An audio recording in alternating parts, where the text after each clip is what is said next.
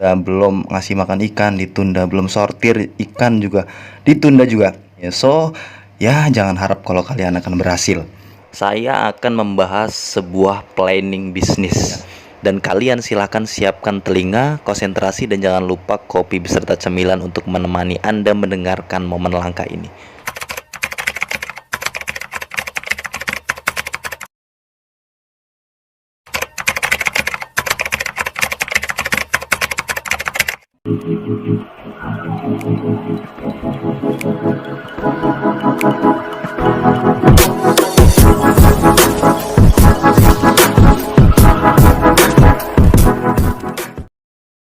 Bismillahirrahmanirrahim. Kita akan membahas sebuah kerangka planning bisnis lele, teman-teman. Biar saya tebak, pasti kalian ingin segera men-skip video ini, pengen ngeliat ke belakang gitu, apakah benar atau enggak ya, apakah sesuai dengan yang kalian harapkan atau enggak, begitu kan? Tapi saya sarankan lebih baik perhatikan dengan konsentrasi video ini dari awal sampai akhir.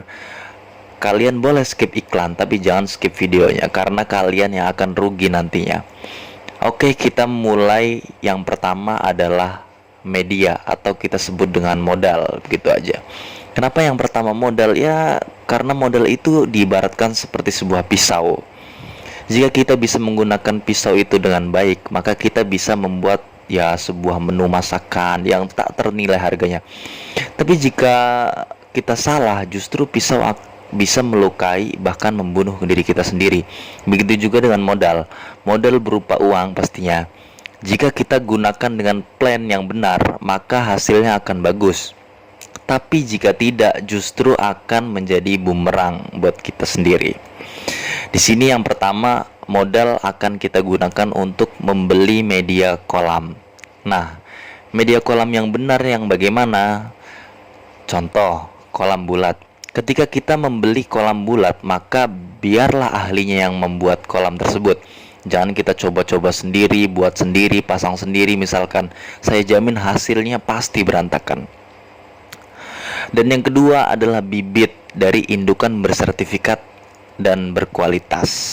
Nah, di sini banyak sekali para peternak pemula yang rugi karena tidak memperhatikan bagian ini nih. Jadi gunakanlah bibit dari indukan yang bersertifikat. Alasannya kenapa? Karena dari sertifikat indukan lele tersebut dapat diketahui dengan jelas masa produktif si indukan lele tersebut. Karena jika sudah lewat masa produktif, hasil bibit atau anakannya akan jelek, teman-teman. Dan kemudian yang ketiga, pakan alternatif higienis dan berkualitas. Kenapa saya bahas ini? Karena kebanyakan pemula itu banyak yang mencoba-coba pakan alternatif asal-asalan. Seperti contoh ayam mati misalkan ya. Yang namanya bangkai ayam sudah pasti sarangnya bakteri, bener dong. Begitu masuk ke kolam lele, airnya terkontaminasi dengan bakteri tersebut. Lalu sisa-sisa tulang ayam banyak mengendap di dasar kolam, menimbulkan bakteri-bakteri jahat juga. Dan akhirnya ikan lele Anda mulai sakit dan mati. Jadi jika ingin menggunakan pakan alternatif, carilah yang higienis dan berkualitas. Jika tidak ingin repot, pakailah pelet. Selanjutnya, setelah kalian punya media kolam yang benar, terus sudah ada sumber bibit unggul yang bagus, terus ada pakan higienis dan berkualitas, selanjutnya adalah kedisiplinan tingkat tinggi yang harus kalian jalani.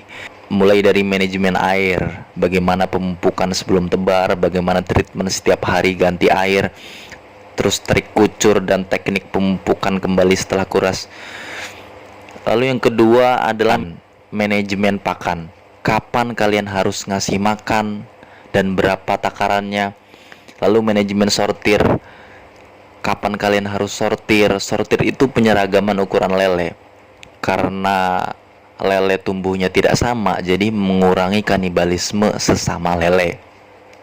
Dan yang terakhir adalah pencatatan alias data. Semuanya yang ada di atas ini harus ada catatan dan datanya. Tujuannya agar kinerja kalian diatur oleh sebuah sistem berupa catatan atau data yang kalian buat sendiri, sehingga nanti bisa diketahui ketika kalian gagal, berarti ada satu titik di mana kalian tidak mengikuti sistem. Dan andai kan berhasil, nah disitulah kalian akan sadar betapa pentingnya sebuah data.